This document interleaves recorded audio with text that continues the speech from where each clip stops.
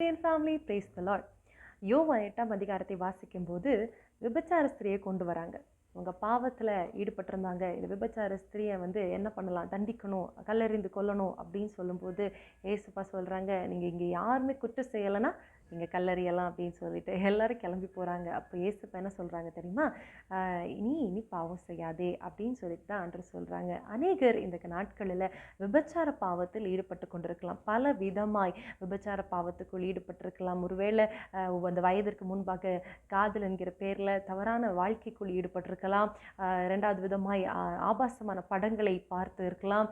இந்த மாதிரி கர்த்தருக்கு பிரியமில்லாத எண்ணத்தோடு நீங்கள் இருக்கலாம். ஆனால் இன்றைய கர்த்தர் உங்களை சந்திக்கிறார். ஒரு ஒரு இச்சை அடக்கத்தை கர்த்தர் தர அவர் வல்லவராக இருக்கிறார். ஒருவேளை நீங்கள் யோசிக்கலாம், எனக்கு அவமானம் இருக்கிறது, நான் இப்படி விபச்சார பாவத்தில் ஈடுபட்டிருக்கிறேன், இப்படி பாவம் செய்கிறவளா இருக்கிற, அசுத்தத்தில் இருக்கிறேன், என்னை ஏற்றுக்கொள்ள, என் வாழ்க்கை மாறாதா, என் வாழ்க்கைக்கு ஒரு புது வாழ்க்கை உண்டாகாதா அப்படின்னு நீங்கள் யோசிக்கலாம். பெரிய வெளியே சொல்லக்கூட உங்களுக்கு ஒரு மாதிரி இருக்கும். இந்த மாதிரி பாவத்தில் ஈடுபட்டதுனால எனக்கு என்னை ஏற்றுக்கொள்ள யாரும் இல்லை என்று நீங்கள் கவலையோடு இருக்கலாம், நிறைய கில்ட்டோடு இருக்கலாம். ஆனால் ஏசப்பா ஏற்றுக்கொள்ளுவாங்க. இனி பாவம் செய்யாது என்று அவர் சொல்லுகிறார். இந்த மாதிரி பாவங்கள் செய்யாதபடிக்கு கர்த்தர் உங்களுக்கு நிச்சயமாய் உதவி செய்வார். ஏன்னா நம்ம பார்க்கிறோம், யோசுவாவின் நாட்களில் 2ஆம் அதிகாரம் வாசிக்கும் போது ராகாப் ஒரு பரஸ்திரி, ஆனால் அவங்களையும் ஒரு ப்ராஸ்டியூட்டாக அவங்க இருந்தாங்க. ஆனால் அவர்களை வைத்து கர்த்தர் அவங்க ஃபேமிலியில் ஒரு ரட்சிப்பை கொண்டு வந்தார். ஏன் தெரியுமா, அவங்க இஸ்ரேல் ஜனங்களுக்கு உதவி செய்தது நிமித்தம். அதனால் கர்த்தரிடத்தில் நீங்கள் வந்தீங்கன்னா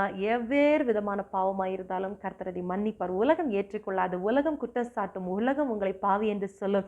ஆனால் கர்த்தர் உங்களை பேர் சொல்லி அழைத்து என் மகனே மகளே என்று அவர் கூறுவார். அதனால் கர்த்தரிடத்தில் வாங்க, பாவங்களை மன்னிப்பார், உங்களை ஏற்றுக்கொள்ளுவார். அந்த பாவத்தை நீ செய்யாதபடிக்கும் பரிசுத்த ஆவியானவரை அனுப்பி உங்களுக்கு உதவி செய்வாராக. God bless you.